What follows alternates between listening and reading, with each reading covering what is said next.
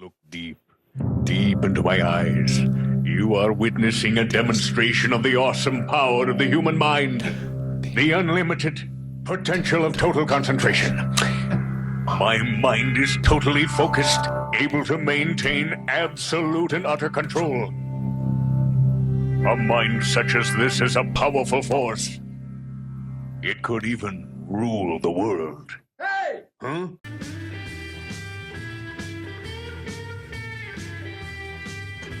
Hey there, everybody.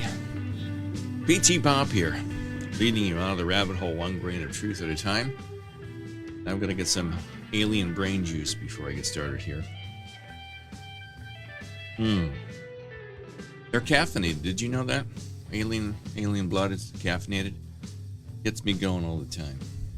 So today, I was in the shower today, and I'm not going to be, this isn't a TMI type of video, but I was in the shower today and I was thinking to myself about what I could talk about on the channel today. And there's a lot of people out there that say, hey there, little buddy. If you're over 40, you can start a YouTube channel and make $100,000 a year. There's all these really Pollyanna type of people like Sven here. And you're not paying attention. Damn him. There's a lot of people out there say, well, you can just throw a camera up and a microphone and you'll be zipping along in no time. So what I'm going to do today is talk to you about how working on YouTube channel, working for YouTube, because I'm basically working for YouTube. I'm going to give you the top 10 reasons why YouTube is just like working in a call center, okay? So number 10, there's no one to socialize with. Now, don't get me wrong. I love each and every one of you. I've got just under 10,000 subscribers. There's a chosen few that speak to me on a regular basis, and I love you all greatly. You mean a lot to me, and you've said some wonderful things to me, and you've been more than gracious and very gracious with your compliments. I've had a great time talking to all of you. However, when I'm doing this right now, I'm completely alone. My door is closed. My wife is on the other side of the house. She works from home, but I rarely see her. We rarely speak to each other because she's constantly working. She takes about half an hour for lunch, and that's it. I'm alone with the camera, my thoughts, and the comment section. No coworkers, no laughs, no support. Everything I drum up is all by myself. I come up with the jokes, I come up with the visuals, I come up with the backdrops, I come up with the lighting, I come up with the scripts and the bullet points, all of it. It's all done. And while I am a loner, it is a lonely process. It would be nice to have somebody to collaborate with. And it's hard. It makes it a very hard thing to do because it's a lot of work. Do all the production, all the editing, all the sound, everything. Everything is up to you, and you're completely alone. Number 9, YouTube is open 24 hours a day, 7 days a week, just like a call center. Okay? So there's no clocking out. YouTube never closes, and your brain never gets to rest. Now, this is, I guess, in a way, it's just like a call center. When it was a call center and my shift ended and I logged out of the phones and my computers and I went home, I forgot about the job. I didn't sit in bed at night worrying about it.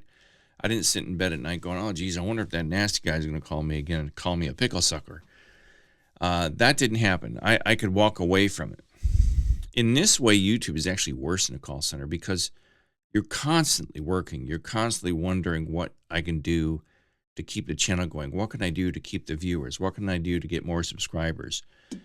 It's open all the time, and you're open all the time as a creator. You're constantly working at this. This is not an easy thing. Okay, number 8 kind of mirrors number 9. You're constantly working. Every moment of your life becomes potential content. There's no off switch. So in this way, it's actually worse than a call center because you're constantly trying to keep up with all the competition. You're constantly trying to stay one step ahead of the algorithm. You're constantly trying to figure out the algorithm. You're trying to figure out, is your thumbnail getting clicks? Why are people not clicking? Why are people not watching longer? Why are people watching one video over the other? How do I keep it spontaneous? How do I keep it fresh? So you're constantly working. You're constantly juggling a variety of balls. Aliens don't have balls. I know this for a fact. I love it. Where would I be without my coffee?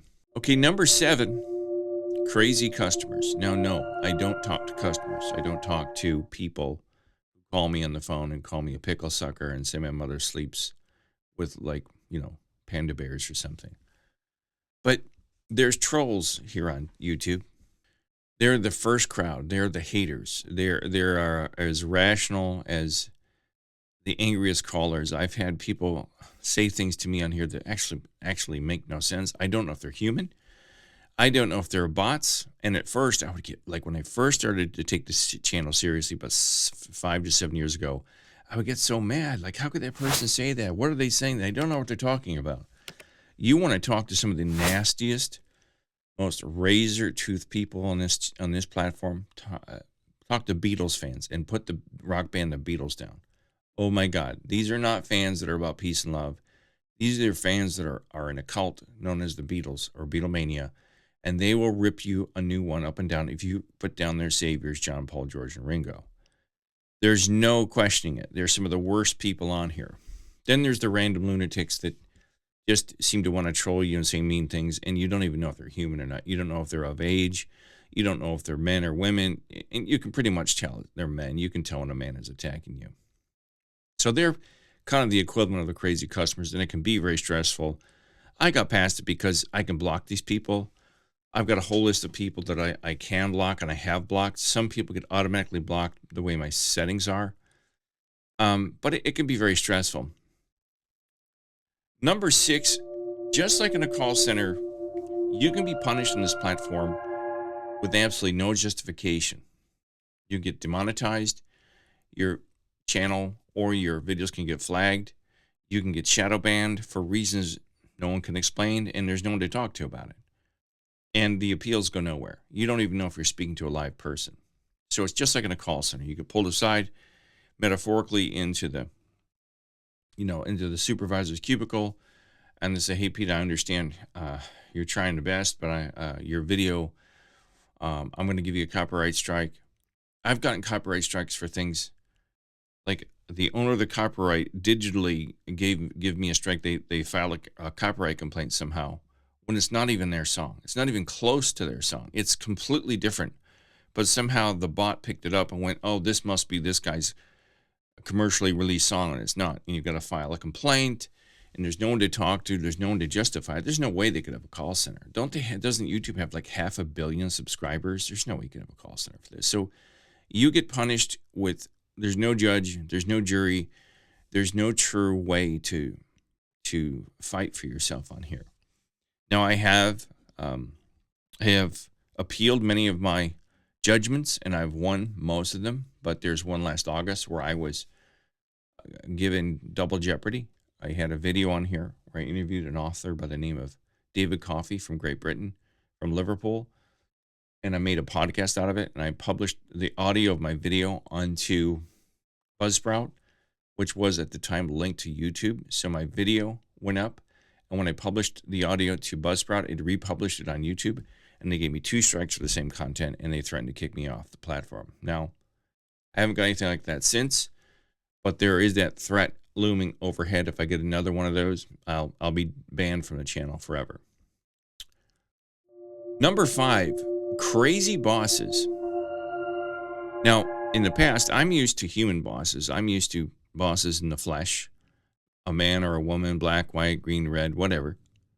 But here on YouTube, it's worse in a way because your boss is an algorithm. It's a faceless, silent, and randomly cruel boss that punishes you, as I said in the previous, for no apparent reason whatsoever. Just out of the blue, I've had videos demonetized that were years old. I've had copyright strikes on videos that had been published and approved by the platform 5, 6, 7, 8, 9, 10 years ago. Like the other day, I got one. Just all of a sudden, they pulled a copyright strike on me for a song that I had used for a trailer I made for my first documentary, The Artist, that's been out there now for almost 6 years. And they, and basically you could appeal it, but you got to tell them where you got the song from and if you had the rights to use it.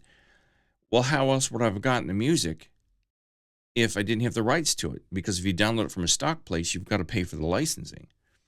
So I put an appeal in, and it said that the owner of the copyright has 30 days to either deny or confirm your appeal. And if they don't respond within 30 days, you win the copyright strike. It's the strangest thing. It's you get punished, and it weighs heavy on your mind because you put all this time and this effort into this channel. You put your heart and soul into it. And you get very little recognition, and what attention you do get from YouTube is usually in the form of some type of demeaning atmosphere. Occasionally, you get some money from them through monetization, but the money is sporadic. It's up and down. Like today, I logged in. Over the weekend, I had almost 10,000 views. My shorts got 10,000 views in just a couple of days. My monetization went down to under $100. I don't make a lot of money at this. I'm an open book. I'll tell you how much I make. I don't make a lot of money. The most I've ever made in 1 month is like $170. And somehow, you don't know why. And then I looked it up and I find out that shorts don't make the kind of money that regular long form videos do. But they keep pushing us to make shorts. I make shorts, and it doesn't make me any money. If anything, I lose money on them. And that leads me to impossible metrics, number 4. The numbers never add up. I mean, you're chasing retention. You're chasing click-through rates and watch time like they're lottery tickets. And my wife watches my channel. She's like, your videos are too long. You've got to just go in, get to the point, and get out of there in 15 minutes. My videos range anywhere from 20 to 30 minutes long. And I watch other people's channels. Some of these, I know this one guy I watch has like 75,000 viewers. His videos are almost identical to mine, and almost a similar backdrop. And he's got 75,000 subscribers, and he's got 2 channels totaling about 150,000 subscribers. And we cover not call centers, but we cover corporate stuff. And I don't know why I can't get subscribers. I don't know why my monetization is off. And the metrics are very hard to meet. They're very hard, and it's very stressful. Number 3, you could work at this all day and all night and still never get ahead. There's a lot of people on there with these really Pollyanna videos saying, hey, everybody, start your YouTube video channel today and you too can make $100,000 a year. It's so easy. Just click your heels and you'll be there, man. So much fun. It's not true. You've got hours of work. You've got days of editing. You've got days sometimes of writing, and your video still gets buried by a fart compilation. Somebody will get on there with YouTube and has a dog that talks. There's a woman on TikTok that has a dog that can talk. It's cute, but how much can you watch this dog go? Rah, rah, rah, rah, rah, rah, rah. Hey, Billy, you want to go for a ride? Do you like treats? Oh, I mean, she's got millions of subscribers. So you never get ahead. And it's a weird juggling act. This is the entertainment business, people. You want to ask me what the music business is like? This is it right here. This is it. And the entertainment business is the entertainment business. It doesn't matter if you're a writer or a singer or a pottery maker or a painter or a rock star or an actor. It's all the same kind of junk. You're only as good as your last movie. You're only as good as your last video. You're only as good as your last song. And people eventually get tired of you and the metrics drop off. Ticket sales drop off. If you're an artist, movie star or rock star, people lose interest in your music. Number 2, it messes with your mental health, just like in a call center. For me, the stress, the obsession, the burnout, it gets in your head and it doesn't leave. And I'll give you an example. In my metrics, for a while, my metrics said that the best time for me to post a video was on Sunday, Wednesdays, and Fridays. That went on for a couple months. Now, the other day I logged into my metrics because those metrics are telling me when most of my viewers are on. So I try to post it and target it around when you guys are on. But the other day I logged in and it said most of you are on Fridays, Saturdays, and Sundays now. Or Thursday, Fridays, and Saturdays. It varies and it changes and it fluctuates. So you're constantly trying to hit a moving target. And I become obsessed with this. I sit there in bed at night going, what about this video? I come up with this video, and if I come up with this hook and this thumbnail, and I post it on this day of the week at this time of the day, maybe it'll take off, but then again, maybe it won't. it messes with your health, and you kind of get sick of it. You get tired, you get depressed, you don't want to do it. You see other people that are doing the same thing you're doing. You see people just sitting in their cars with their iPhones clamped to the rear view mirror, and they've got 1 million subscribers, and all they do is drive around bitching about the world. And I do the same thing, but, either I'm not good looking enough, or I'm not funny enough, or I don't know, I'm too old. But I see, and the other thing that really stresses me is these young ladies that get on here on all these platforms, these cute, sweet young things that got a nice booty. And just because they sit there and shake it in the camera and they're talking about politics, people are just, that like 3/4 of their subscribers are men. You know it. So maybe I should become trans. I get myself some nice bodacious tatas and some of those fake silicone lips. Let's talk about politics, shall we? Look at my boobies. It messes with your health. You're always trying to figure out what's next, and it keeps me up at night. There's some nights I get done recording in here at 2 a.m. and I can't sleep. I'm up to 4 or 5 a.m. just trying to fall asleep. And the number one reason why working at YouTube as a creator is like in a call center, you're working for free and there's no benefits. Now, this is different than a call center. This is worse than working in a call center, because at least in a call center, you get a paycheck and you get benefits if you're working full time, and you get some vacation. And when you log off the computer and the phones, you go home, you can forget about your job. With this one, there's either very little paycheck or no paycheck. There's no health insurance. There's no vacation. You're just grinding it all day long, every day. And it's, a digital workhouse. And you're constantly hoping and praying that the algorithm notices you. That's what it's like here. And there's a lot of you out there like, should I start a YouTube channel? Maybe I could make it. Maybe I could quit my day job. Anything in the creative world, anything in the arts, and I consider this a form of the arts now, you've really got to think twice before you quit your day job. I quit my day job in 2006 for the most part. I have had a few part-time jobs in call centers and a couple of full-time jobs since then. But for the most part, it wasn't a smart move on my behalf to quit my full-time day job in a call center, because this has never really paid the bills. My best year in the last 20 has been $10,000. That's the most I made in any year with all the things I got combined. So basically, you're working for free or you're working a part-time job. It's part-time income. So let me know what your experience has been if you're a creator. If you draw a parallel to this working in the real world or working in a call center. I don't want to give you the wrong impression. This is nowhere near as stressful as working in a call center.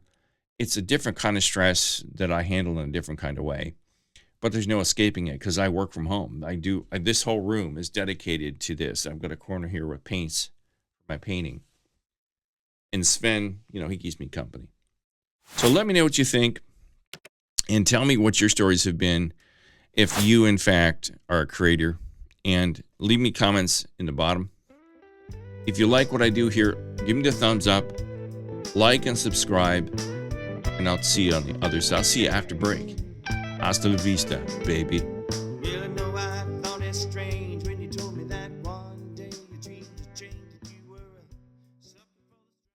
Would you like fries with that? Would you like fries with that?